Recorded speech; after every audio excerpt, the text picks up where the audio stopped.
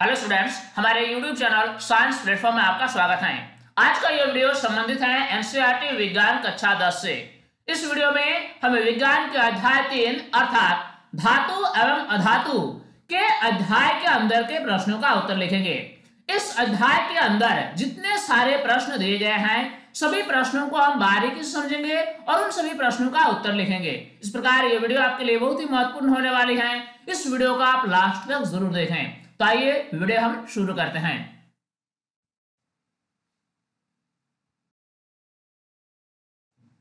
प्रश्न है, ऐसी धातु का उदाहरण दीजिए जो कमरे के ताप पर द्रव होती है।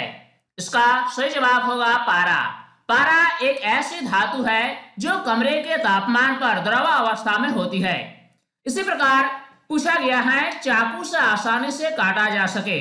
ऐसी कौन सी धातु है जिससे चाकू से आसानी से काटा जा सके? इसका जवाब होगा सोडियम। सोडियम एक मुलायम धातु है। ये इतनी मुलायम होती है कि इससे आसानी से चाकू से काटा जा सकता है। इसी प्रकार ऊष्मा की सबसे अच्छी चालक होती है। कौन सी धातु है जो ऊष्मा की सबसे अच्छी चालक मानी जाती है? इसका जवाब होगा चांदी। चांदी ऊष्मा की सबसे अच्छी चालक वाली धातु होती है। अगला है, ऊष्मा की कुचालक होती है। ऐसी कौन सी धातु होती है जो ऊष्मा की कुचालक होती है? सामान्य रूप से धातुएं ऊष्मा और विद्युत की सुचालक होती हैं, परंतु सीसा यानी लेड एक ऐसी धातु है जो धातु होते हुए भी ये ऊष्मा की कुचालक होती है। अब आइए हम आगे बढ़ते हैं और देखते हैं अगला प्रश्न। आघातवर्ध तथा तन्य का अर्थ बताइए। आघातवर्ध क्या होती है और तन्य क्या होती है ये हमें बताना है। इसका उत्तर हम लिखेंगे, धातुओं को पीटकर पतली चादरें बनाई जा सकती हैं। ऐसी धातुओं को आघातवर्ध कहते हैं। धातुओं की ये गुण होती हैं कि धातुओं को जब पीटा जाता है तो इससे पतली चादरें बनाई जा सकती हैं। इसी गुण को आघातवर्धनीयता कहा जाता है और इसी गुण के कारण ही धातुओं को आघातवर्ध कहा जाता है। धातुओं को खींचकर उनसे तार बनाई जा सकती हैं। धातुओं की एक अन्य विशेषता यह है कि धातुओं को जब खींचा जाता है तो इससे उनकी तार बनाई जा सकती है। इस गुण को तन्यता कहा जा सकता है और इसी गुण के कारण ऐसी धातुओं को तन्य कहा जाता है। इस प्रकार इस प्रश्न का जवाब पूरा हुआ। अगला प्रश्न है, सोडियम को केरोसिन में डुबोकर क्यों रखा जाता है? सोडियम को हमेशा केरोसिन में डुबोकर ही रखा जाता है। ऐसा क्यों किया जाता है ये हमें बताना है। इस प्रश्न का उत्तर हम लिखेंगे, सोडियम धातु वायु के संपर्क में आने मात्र से आग पकड़ लेती है और वायु के ऑक्सीजन से अभिक्रिया करके सोडियम ऑक्साइड बनाती है। सोडियम धातु की यह विशेषता होती है कि सोडियम धातु जैसे ही वायु के संपर्क में आती है ये वायु के संपर्क में आने मात्र से ही आग पकड़ लेती है। कारण क्या है कि यह वायु के ऑक्सीजन से तेजी से अभिक्रिया करके सोडियम ऑक्साइड बनाती है। साथ ही सोडियम धातु जल के साथ अभिक्रिया करके सोडियम हाइड्रोक्साइड तथा हाइड्रोजन गैस बनाता है। सोडियम की एक अन्य विशेषता यह है कि सोडियम धातु जल के साथ तेजी से अभिक्रिया करती है और इस अभिक्रिया में सोडियम हाइड्रोक्साइड और हाइड्रोजन गैस मुक्त होता है। इस अभिक्रिया को हम इस प्रकार समीकरण द्वारा व्यक्त कर सकते हैं। सोडियम यानी Na, चूंकि ये ठोस अवस्था में होता है इसीलिए ब्रैकेट में S लिखा गया यानी सॉलिड। यह जल के साथ अभिक्रिया करता है यानी H2O के साथ जो कि लिक्विड है। ये दोनों आपस में अभिक्रिया करके बनाता है सोडियम हाइड्रोक्साइड यानी NaOH जो कि जलीय विलयन के रूप में होता है। प्लस इसमें हाइड्रोजन गैस भी मुक्त होती है और इस अभिक्रिया में ऊष्मा भी मुक्त होती है। इसलिए सोडियम को केरोसिन में डुबोकर रखा जाता है। इस प्रकार इस प्रश्न का जवाब पूरा हुआ। अब अगला प्रश्न दिया गया अगला प्रश्न है, इन अभिक्रियाओं के लिए समीकरण लिखिए। भाप के साथ आयरन। आयरन भाप के साथ कैसे अभिक्रिया करता है इसके लिए हमें रासायनिक समीकरण लिखना है। आयरन का संकेत होता है Fe, जो कि ठोस अवस्था में होता है। यह अभिक्रिया करता है भाप के साथ यानी H2O के साथ, जो कि गैसीय अवस्था में होती है। यह आपस में अभिक्रिया करके बनाता है Fe3O4, जो कि हमें ठोस अवस्था में प्राप्त होती है। इस अभिक्रिया में हाइड्रोजन गैस भी मुक्त होती है। इस प्रकार आयरन और भाप आपस में अभिक्रिया करते हैं। अब ये जो रासायनिक समीकरण है, ये एक संतुलित रासायनिक समीकरण नहीं है, क्योंकि लेफ्ट हैंड साइड में और राइट हैंड साइड में परमाणुओं की संख्या भिन्न भिन्न है। इस समीकरण को संतुलित करने के लिए हमें परमाणुओं की संख्या को आपस में बराबर करना होगा। आप देख सकते हैं इस समीकरण में राइट हैंड साइड में Fe के 3 परमाणु हैं, जबकि लेफ्ट हैंड साइड में Fe के केवल एक ही परमाणु है। इसीलिए Fe के परमाणुओं को आपस में बराबर करने के लिए लेफ्ट हैंड साइड में Fe के पहले हमें 3 लगाना होगा। इस प्रकार लेफ्ट हैंड साइड और राइट हैंड साइड में आयरन के 3-3 परमाणु हो गए। अब आप देख सकते हैं राइट हैंड साइड में ऑक्सीजन के 4 परमाणु हैं, जबकि लेफ्ट हैंड साइड में ऑक्सीजन के केवल एक ही परमाणु है। इसीलिए ऑक्सीजन के परमाणुओं की संख्या को आपस में बराबर करने के लिए लेफ्ट हैंड साइड में H2O के पहले हमें 4 लगाना होगा। इसमें ऑक्सीजन के परमाणुओं की संख्या भी दोनों पक्ष में बराबर हो गई। अब आता है हाइड्रोजन के परमाणुओं की संख्या की बारी। आप देख सकते हैं लेफ्ट हैंड साइड में हाइड्रोजन के परमाणुओं की संख्या है 4 गुना 2 यानी 8, जबकि राइट हैंड साइड में हाइड्रोजन के परमाणुओं की संख्या केवल 2 है। इसीलिए हाइड्रोजन के परमाणुओं की संख्या को आपस में संतुलित करने के लिए हमें राइट हैंड साइड में H2 के पहले 4 लगाना होगा। इस प्रकार यह एक संतुलित रासायनिक समीकरण बन गया। अब अगला प्रश्न है, जल के साथ कैल्शियम तथा पोटेशियम कैसे अभिक्रिया करती है, इसके लिए हमें समीकरण लिखना है। कैल्शियम का संकेत होता है Ca। इस अभिक्रिया में कैल्शियम ठोस अवस्था में होती है, इसलिए ब्रैकेट में S लिखा गया। यह जल के साथ यानी H2O के साथ अभिक्रिया करती है। इस अभिक्रिया में जल द्रव अवस्था में होती है, इसीलिए ब्रैकेट में L लिखा गया। इस प्रकार इस अभिक्रिया में बनता है CaOH2 यानी कैल्शियम हाइड्रोक्साइड, जिसका जलीय विलयन के रूप में हमें प्राप्त होता है। और इस अभिक्रिया में हाइड्रोजन गैस भी मुक्त होती है। चूंकि यह रासायनिक समीकरण एक संतुलित रासायनिक समीकरण नहीं है, इसीलिए इस रासायनिक समीकरण को संतुलित करने के लिए हमें क्या करना होगा, लेफ्ट हैंड साइड में H2O से पहले 2 लगाना होगा। इसमें क्या होगा कि विभिन्न प्रकार के परमाणुओं की संख्या लेफ्ट हैंड साइड में और राइट हैंड साइड में आपस में बराबर हो गई। आप देख सकते हैं लेफ्ट हैंड साइड में और राइट हैंड साइड में कैल्शियम परमाणुओं की संख्या 1-1 है।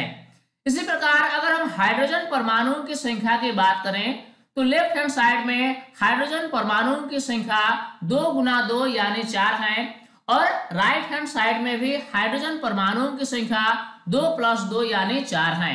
अगर हम ऑक्सीजन परमाणु की बात करें तो लेफ्ट हैंड साइड में ऑक्सीजन परमाणुओं की संख्या 2 है और राइट हैंड साइड में भी ऑक्सीजन परमाणुओं की संख्या 2 है।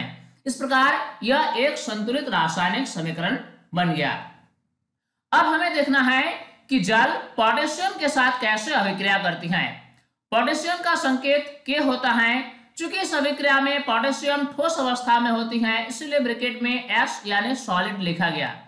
ये जल के साथ अभिक्रिया करती है जो कि द्रव अवस्था में होती है, इसलिए ब्रैकेट में L लिखा गया। और इस अभिक्रिया में बनता है KOH यानी पोटेशियम हाइड्रोक्साइड, और इस अभिक्रिया में हाइड्रोजन गैस भी मुक्त होती है। अब ये जो समीकरण हमें प्राप्त हुआ यह एक संतुलित रासायनिक समीकरण नहीं है। इसको संतुलित करने के लिए हमें क्या करना होगा, राइट हैंड साइड में KOH के पहले 2 लगाना होगा और लेफ्ट हैंड साइड में K के पहले 2 लगाना होगा। इसमें क्या हुआ कि लेफ्ट हैंड साइड में और राइट हैंड साइड में पोटेशियम परमाणुओं की संख्या 2-2 हुआ। अब हम क्या करेंगे, अब हम लेफ्ट हैंड साइड में H2O के पहले 2 लगाएंगे। इसमें क्या होगा कि लेफ्ट हैंड साइड में ऑक्सीजन परमाणुओं की संख्या 2 हो गई और राइट हैंड साइड में ऑक्सीजन परमाणुओं की संख्या पहले से 2 ही है। इस प्रकार इसमें पोटेशियम और ऑक्सीजन परमाणुओं की संख्या आपस में बराबर हो गई। अब हम देखते हैं हाइड्रोजन परमाणुओं की संख्या। लेफ्ट हैंड साइड में हाइड्रोजन परमाणुओं की संख्या 2 गुना 2 यानी 4 है और राइट हैंड साइड में हाइड्रोजन परमाणुओं की संख्या भी 2 + 2 यानी 4 है। इस प्रकार ये दोनों समीकरण संतुलित रासायनिक समीकरण बन गया। अब हम अगला प्रश्न देखेंगे। अगला प्रश्न दिया गया है ए, बी, सी एवं डी 4 धातुओं के नमूनों को लेकर एक एक करके निम्न विलयन में डाला गया।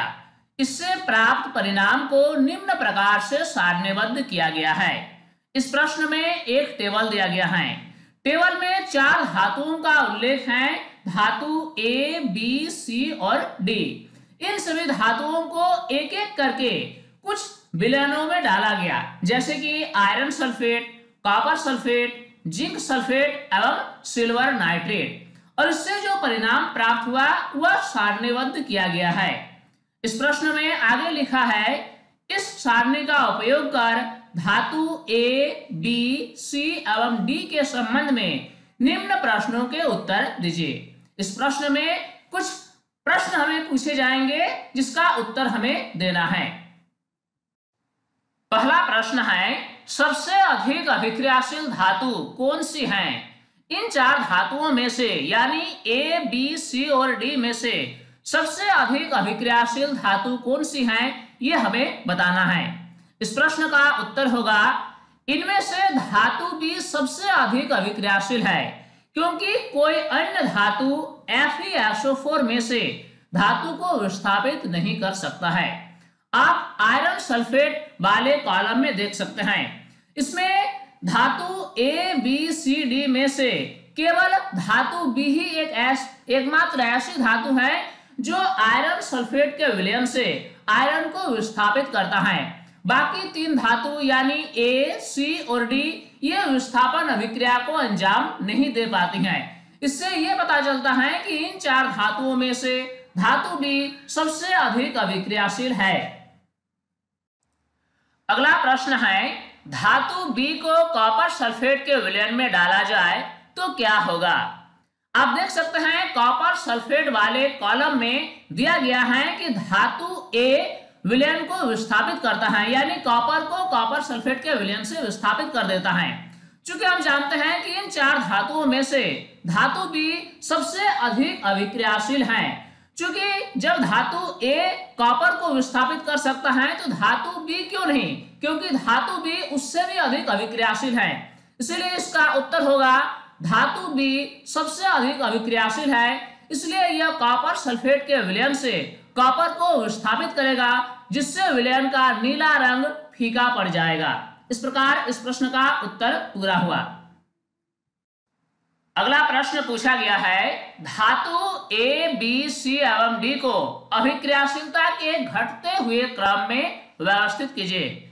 इसका उत्तर होगा कि धातु बी सबसे अधिक अभिक्रियाशील है, उससे कम है धातु ए, उससे कम है धातु सी और सबसे कम अभिक्रियाशील वाली धातु है धातु डी। आप देख सकते हैं आयरन सल्फेट वाले कॉलम में, इसमें एकमात्र धातु यानी धातु बी आयरन सल्फेट के विलयन से आयरन को विस्थापित करता है। इससे पता चलता है कि धातु बी सबसे अधिक अभिक्रियाशील है। बाकी कोई भी धातु आयरन सल्फेट के विलयन से आयरन को विस्थापित नहीं कर पाता है, यानी धातु बी सबसे अधिक अभिक्रियाशील धातु है। अब हम आते हैं कॉपर सल्फेट वाले कॉलम में। हम देख सकते हैं इसमें धातु ए कॉपर सल्फेट के विलयन से कॉपर को विस्थापित करता है, यानी बी के बाद नंबर आता है अभिक्रियाशीलता के मामले में धातु ए का। इसी प्रकार अगर हम धातु सी की बात करें तो सिल्वर नाइट्रेट वाले कॉलम में आप देख सकते हैं कि धातु सी सिल्वर नाइट्रेट के विलयन से सिल्वर को विस्थापित करता है, यानी ए के बाद नंबर आता है सी का, और सबसे कम अभिक्रियाशील वाली धातु है धातु डी, क्योंकि ये किसी भी विलयन से किसी भी धातु को विस्थापित नहीं करता है, न तो आयरन सल्फेट के विलयन से आयरन को, न ही कॉपर सल्फेट के विलयन से कॉपर को, न ही जिंक सल्फेट के विलयन से जिंक को, और न ही सिल्वर नाइट्रेट के विलयन से सिल्वर को। इस प्रकार इस प्रश्न का जवाब पूरा हुआ। दिया गया अगला प्रश्न है, अभिक्रियाशील धातु को तनु हाइड्रोक्लोरिक अम्ल में डाला जाता है तो कौन सी गैस निकलती है? आयरन के साथ तनु H2SO4 की रासायनिक अभिक्रिया लिखिए। इस प्रश्न का उत्तर हम लिखेंगे, अभिक्रियाशील धातु तनु हाइड्रोक्लोरिक अम्ल के साथ क्रिया करके हाइड्रोजन गैस उत्पन्न करती हैं। इससे हम इस प्रकार भी लिख सकते हैं, धातु प्लस तनु अम्ल देता है लवण प्लस हाइड्रोजन। सामान्य रूप से धातु तनु अम्ल के साथ अभिक्रिया करके लवण और हाइड्रोजन गैस उत्पन्न करती है। अगर हम बात करें कि आयरन तनु H2SO4 के साथ कैसे अभिक्रिया करती हैं, तो हम लिखेंगे Fe प्लस H2SO4, यानी लोहा तनु H2SO4 के साथ अभिक्रिया करती है और इस अभिक्रिया में बनता है FeSO4 और इसमें हाइड्रोजन गैस भी मुक्त होती है। इस प्रकार आयरन के साथ तनु H2SO4 की रासायनिक अभिक्रिया को हमने लिखा। परंतु सभी धातुएं तनु अम्ल के साथ अभिक्रिया नहीं करती। यह पॉइंट बहुत ही महत्वपूर्ण है कि सभी प्रकार की धातुएं तनु अम्ल के साथ अभिक्रिया नहीं करती हैं। इस प्रकार इस प्रश्न का जवाब पूरा हुआ। अब हम अगला प्रश्न देखेंगे। दिया गया अगला प्रश्न है, जिंक को आयरन सल्फेट के विलयन में डालने से क्या होता है? इसकी रासायनिक अभिक्रिया लिखिए। इस प्रश्न का उत्तर हम लिखेंगे, जिंक को आयरन सल्फेट के विलयन में डालने से यह विलयन में से आयरन को विस्थापित कर देता है। जब हम किसी आयरन सल्फेट के विलयन में जिंक धातु को डालते हैं तो जिंक इस विलयन में से आयरन को विस्थापित कर देता है। इसके लिए हम रासायनिक समीकरण इस प्रकार लिखेंगे, Zn यानी जिंक, चूंकि इस अभिक्रिया में ये ठोस अवस्था में होती है इसीलिए ब्रैकेट में S यानी सॉलिड लिखा गया। यह अभिक्रिया करती हैं FeSO4 के विलयन से। चूंकि यह विलयन जलीय विलयन होता है इसीलिए ब्रैकेट में Aq लिखा गया। Aq का मतलब एक्वायस सॉल्यूशन यानी जलीय विलयन। ये दोनों आपस में अभिक्रिया करके क्या करती हैं? आयरन को विस्थापित कर देती हैं और यह आयरन ठोस अवस्था में प्राप्त होती हैं, इसीलिए ब्रैकेट में S लिखा गया। साथ ही साथ इसमें बनता है ZnSO4 का जलीय विलयन। इस प्रकार इस रासायनिक अभिक्रिया के लिए हमने एक रासायनिक समीकरण भी लिखा। इस प्रकार इस प्रश्न का जवाब पूरा हुआ। अब हम अगला प्रश्न देखेंगे। अब हम आगे बढ़ेंगे और देखेंगे अगला प्रश्न, सोडियम, ऑक्सीजन एवं मैग्नीशियम के लिए इलेक्ट्रॉन बिंदु संरचना लिखिए। सोडियम का संकेत होता है Na। सोडियम की परमाणु संख्या की अगर बात की जाए तो यह होती है 11, यानी सोडियम के एक परमाणु में नाभिक के अंदर प्रोटॉन की संख्या 11 होती है और नाभिक के चारों ओर घूमने वाले इलेक्ट्रॉन की संख्या भी 11 होती है। अगर इसकी इलेक्ट्रॉनिक विन्यास की जाए तो प्रथम कक्ष में 2 इलेक्ट्रॉन, द्वितीय कक्ष में 8 इलेक्ट्रॉन और तृतीय कक्ष में 1 इलेक्ट्रॉन होंगे। इस प्रकार सोडियम परमाणु के बाह्यतम कक्ष में केवल 1 ही इलेक्ट्रॉन होंगे। इसलिए सोडियम की इलेक्ट्रॉन बिंदु संरचना होगी Na के ऊपर 1 बिंदु, यानी इसकी बाह्यतम कक्षा में केवल 1 ही इलेक्ट्रॉन होते हैं। अब अगर हम बात करें ऑक्सीजन की, तो ऑक्सीजन की परमाणु संख्या 8 होती है और इसकी इलेक्ट्रॉनिक विन्यास होगी 2 और 6, यानी प्रथम कक्ष में 2 इलेक्ट्रॉन और द्वितीय कक्ष में 6 इलेक्ट्रॉन होंगे। यानी ऑक्सीजन की इलेक्ट्रॉन बिंदु संरचना होगी, ऑक्सीजन का सिंबल हम लिखेंगे और इसके चारों ओर 6 बिंदु होंगी। इस प्रकार ऑक्सीजन की इलेक्ट्रॉनिक बिंदु संरचना होगी।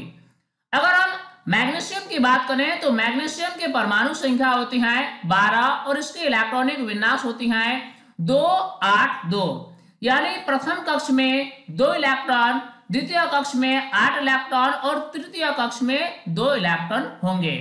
यानी इसकी बाह्यतम कक्ष में केवल 2 ही इलेक्ट्रॉन होंगे। इसलिए मैग्नीशियम का इलेक्ट्रॉन बिंदु संरचना होगी Mg और 2 बिंदु, यानी इसके वाज्यतन कक्षा में केवल 2 ही इलेक्ट्रॉन होते हैं। इस प्रकार इस प्रश्न का जवाब पूरा हुआ। अब अगला प्रश्न देखते हैं। अब इस प्रश्न में पूछा गया है इलेक्ट्रॉन के स्थानांतरण के द्वारा Na2O एवं MgO का निर्माण दर्शाइए। सबसे पहले हम देखते हैं Na2O का निर्माण कैसे होता है इलेक्ट्रॉन के स्थानांतरण के द्वारा। इस अणु में सोडियम के 2 परमाणु होते हैं और दोनों परमाणुओं के वाज्यतन कक्षा में एक एक इलेक्ट्रॉन होंगे। और ऑक्सीजन की अगर बात करें तो ऑक्सीजन परमाणु के वाज्यतन कक्षा में 6 इलेक्ट्रॉन पाए जाते हैं। अब Na2O का जब निर्माण होगा तो सोडियम का प्रत्येक परमाणु एक एक इलेक्ट्रॉन ऑक्सीजन को देंगे। इस प्रकार ऑक्सीजन के वाज्यतन कक्षा में 8 इलेक्ट्रॉन पूरे हो जाएंगे और सोडियम के वाज्यतन कक्षा में यानी द्वितीय कक्षा में 8 इलेक्ट्रॉन पहले से थे, जो कि तीसरे कक्षा में 1 इलेक्ट्रॉन का जब कंप्लीट स्थानांतरण हो गया तो सोडियम और ऑक्सीजन यानी तीनों परमाणु, सोडियम के 2 परमाणु और ऑक्सीजन के 1 परमाणु एक प्रकार की स्थायित्व प्राप्त कर ली। इस प्रकार इसको हम ऐसे भी लिख सकते हैं कि Na+ और O-। अब ये तीनों परमाणु आपस में आकर्षण बल के कारण जुड़ जाते हैं और बनाते हैं Na2O का एक अणु। अब हम देखेंगे इलेक्ट्रॉन के स्थानांतरण के द्वारा MgO अणु का निर्माण कैसे होता है। इसके एक अणु में मैग्नीशियम के 1 परमाणु और ऑक्सीजन के 1 परमाणु होते हैं। मैग्नीशियम के वाज्यतन कक्षा में 2 इलेक्ट्रॉन होते हैं और ऑक्सीजन के वाज्यतन कक्षा में 6 इलेक्ट्रॉन होते हैं। अब इस अणु के निर्माण की क्रिया में क्या होता है कि मैग्नीशियम के वाज्यतन कक्षा में जो 2 इलेक्ट्रॉन होते हैं, ये दोनों इलेक्ट्रॉन ऑक्सीजन अणु को ट्रांसफर कर दिए जाते हैं, जिसके कारण क्या होता है कि Mg++ आयन बनता है और O-, आयन बनता है। ये दोनों आयन आपस में आकर्षण बल के द्वारा जुड़े होते हैं और MgO अणु का निर्माण होता है।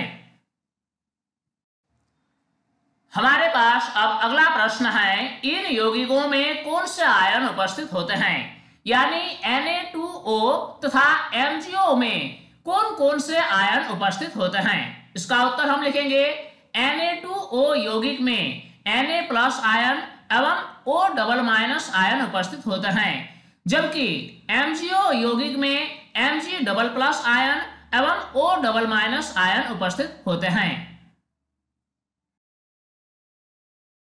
अब हम देखेंगे अगला प्रश्न। इस प्रश्न में पूछा गया है आयनिक यौगिकों का गलनांक उच्च क्यों होता है।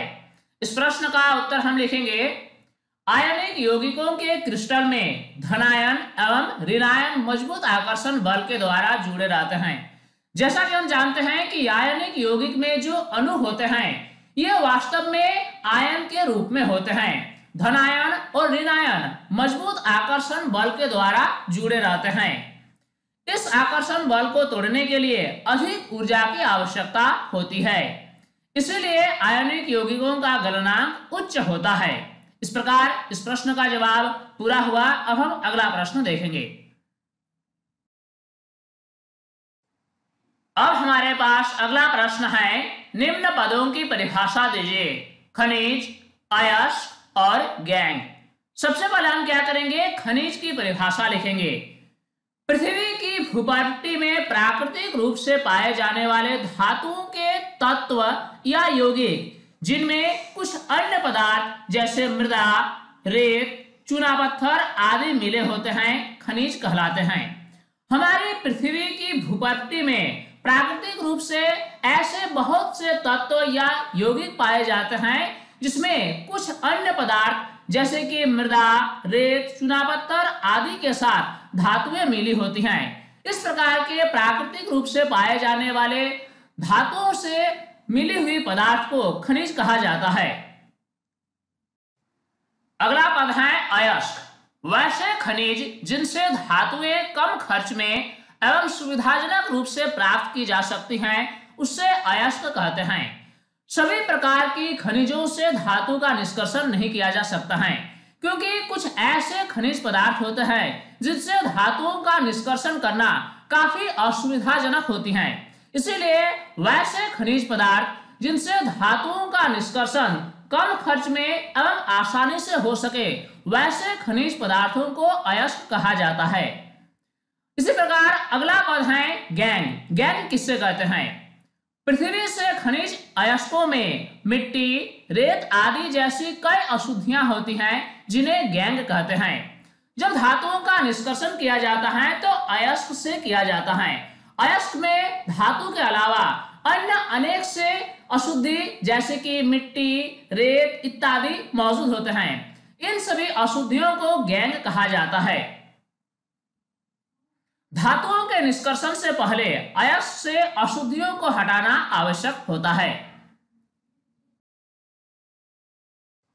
अब हमारे पास अगला प्रश्न है, दो धातुओं के नाम बताइए जो प्रकृति में मुक्त अवस्था में पाई जाती हैं। सामान्य रूप से धातुएं प्रकृति में मुक्त अवस्था में नहीं पाई जाती हैं, क्योंकि अयस्क में जिस अयस्क से धातुओं का निष्कर्षण किया जाता है उसमें धातु के अलावा अन्य तत्व या यौगिक उपस्थित होते हैं। परंतु हमें इस प्रश्न में दो ऐसे धातु का नाम बताना है जो प्रकृति में मुक्त अवस्था में पाई जाती हैं। इसका उत्तर होगा सोना एवं प्लेटिनम। सोना एवं प्लेटिनम धातु प्रकृति में मुक्त अवस्था में पाई जाती है। अगला प्रश्न है, धातु को उसके ऑक्साइड से प्राप्त करने के लिए किस रासायनिक प्रक्रम का उपयोग किया जाता है? इस प्रश्न का उत्तर होगा, धातु को उसके ऑक्साइड से प्राप्त करने के लिए अपचरण प्रक्रम का उपयोग किया जाता है। इसका एक हम उदाहरण देख लेते हैं। Fe2O3 जब ये एल्युमिनियम के साथ अभिक्रिया करता है तो इसमें ऑक्सीजन अलग हो जाता है और इसमें बनता है Fe और Al2O3। इस प्रकार Fe2O3 से धातु का निष्कर्षण होता है और यह प्रक्रिया एक अपचरण प्रक्रिया का उदाहरण है। इस प्रकार किसी धातु को उसके ऑक्साइड से प्राप्त करने के लिए अपचरण प्रक्रम का उपयोग किया जाता है। अब हम अगला प्रश्न देखेंगे। दिया गया अगला प्रश्न है, जिंक, मैग्नीशियम एवं कॉपर के धात्विक ऑक्साइडों को निम्न धातुओं के साथ गर्म किया गया। इस प्रश्न में एक टेबल दिया गया है। इसमें जिंक ऑक्साइड, मैग्नीशियम ऑक्साइड और कॉपर ऑक्साइड का उल्लेख किया गया है। इन सभी को निम्न धातुओं के साथ गर्म किया गया, यानी जिंक के साथ, मैग्नीशियम के साथ और कॉपर के साथ। अब आगे लिखा है, किस स्थिति में विस्थापन अभिक्रिया घटित होगी? इस प्रश्न का उत्तर हम लिखेंगे, जिंक ऑक्साइड और मैग्नीशियम में विस्थापन अभिक्रिया होगी। इसका समीकरण हम ऐसे लिखेंगे, ZnO प्लस Mg देता है MgO प्लस Zn। यानी जब जिंक ऑक्साइड को मैग्नीशियम धातु के साथ गर्म किया जाता है तो मैग्नीशियम क्या करता है, जिंक ऑक्साइड से जिंक को विस्थापित कर देता है। इस क्रियाकलाप में मैग्नीशियम ऑक्साइड विस्थापन अभिक्रिया नहीं करेगी। कॉपर ऑक्साइड जिंक और मैग्नीशियम के साथ विस्थापन अभिक्रिया करेगी। इसका समीकरण हम ऐसे लिखेंगे, CuO प्लस Zn देता है ZnO प्लस Cu। जब कॉपर ऑक्साइड को जिंक धातु के साथ गर्म किया जाता है तो जिंक क्या करता है, कॉपर ऑक्साइड में से कॉपर को विस्थापित कर देता है।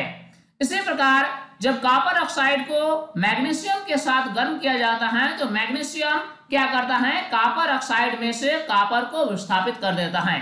इस प्रकार इस प्रश्न का जवाब पूरा हुआ। कौन सी धातु आसानी से संक्षारित नहीं होती है? इसका उत्तर होगा सोना एवं प्लेटिनम। सोना एवं प्लेटिनम धातु की अभिक्रियाशीलता बहुत ही कम होती है, जिसके कारण सोना एवं प्लेटिनम आसानी से संक्षारित नहीं होती है। अब अगला प्रश्न है, मिश्रातु क्या होते हैं? इसका उत्तर हम लिखेंगे, दो या दो से अधिक धातुओं के समांगी मिश्रण को मिश्रातु कहते हैं। वास्तव में मिश्रातु धातुओं का समांगी मिश्रण होता है। इसे बनाने के लिए धातुओं को गलाकर उसके निश्चित मात्राओं को आपस में मिलाया जाता है। जब हम किसी मिश्रातु को प्राप्त करना चाहते हैं तो इसके लिए विभिन्न प्रकार के धातुओं को गलाकर उनके निश्चित मात्राओं को आपस में मिलाया जाता है। फिर इस मिश्रण को शीतलीकृत करके ठोस रूप दिया जाता है जो मिश्रातु होते हैं। इसे मिश्र धातु भी कहा जाता है। इस प्रकार इस प्रश्न का जवाब पूरा हुआ। तो स्टूडेंट्स, इस वीडियो के माध्यम से हमने अध्याय के अंदर दिए गए सभी प्रश्नों को बारीकी से समझा और उन सभी प्रश्नों का उत्तर लिखा। उम्मीद करता हूं ये वीडियो आपके लिए काफी हेल्पफुल हुई होगी और इस वीडियो से आपने काफी कुछ सीखा होगा। ये वीडियो आपको कैसा लगा आप हमें कमेंट सेक्शन में जरूर बताएं। साथ ही इस वीडियो को लाइक जरूर करें। अगर अभी तक आप हमारे YouTube चैनल साइंस प्लेटफॉर्म को सब्सक्राइब नहीं किया है तो इसे अभी सब्सक्राइब कर लें और नोटिफिकेशन बेल को ऑन करके ऑल पर सिलेक्ट कर लें ताकि हर नए वीडियोस की अपडेट्स आप तक आसानी से पहुंच सके। स्टूडेंट्स, तब तक के लिए बाय।